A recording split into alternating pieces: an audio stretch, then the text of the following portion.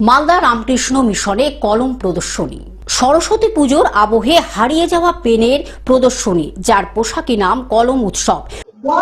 এখানে কলমের যে ইতিহাস, পুরোনো দিনের যে কলম, reed pen, wheel pen, fountain pen, ball pen, বিভিন্ন ধরনের পেন আছে, পেনের যে বিবর্তন হয়েছে সেটা একটা তুলে ধরার চেষ্টা করেছি মূলত।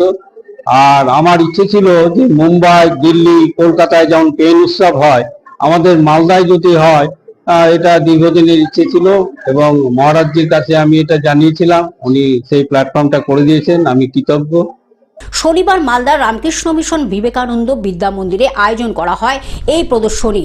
পেশায় গ্রন্থাগারিক সুবীর সাহা তার কয়েক হাজার কলমের সম্ভার নিয়ে হাজির হন এই উৎসবে, যা দেখতে স্কুলে ছাত্র থেকে অভিভাবকদের ভিড় উপচে পড়ে।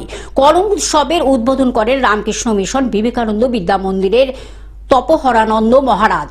হারিয়ে যাওয়া খাগের কলম, দোয়াত থেকে শুরু করে রাজ আমলের রকমারি ও সুদৃশ্য নানা পেন চাক্ষুষ করার সুযোগ এই কলম উৎসবে।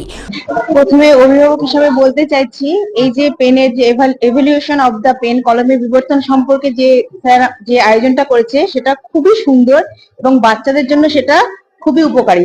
কেননা বাচ্চারা সাধারণত পেন যেহেতু একটি শিক্ষার একটি প্রত্যক্ষ একটি অঙ্গ, সেটির যে একটা বিবর্তন সেটা সম্পর্কে জানতে পারছে এবং বিভিন্ন ধরনের পেনের প্রতি তাদের যে একটা আগ্রহ, সেটা কিন্তু এখানে আমি যতক্ষণ আছি দেখতে পাচ্ছি, তারা খুব ভালোভাবে সেটা প্রকাশ করছে।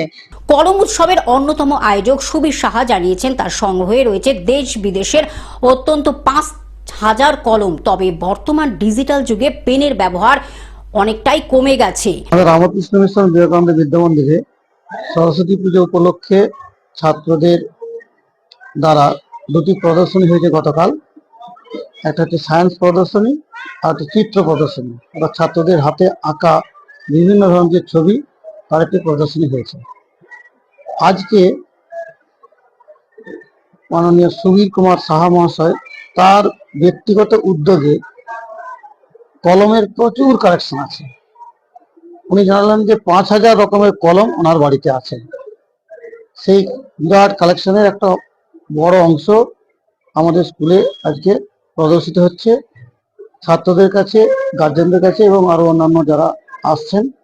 কলমের যে বিবর্তন কিভাবে হয়েছে, সেই যখন থেকে কলম প্রথম শুরু হয়, সেই ধারাটা কিভাবে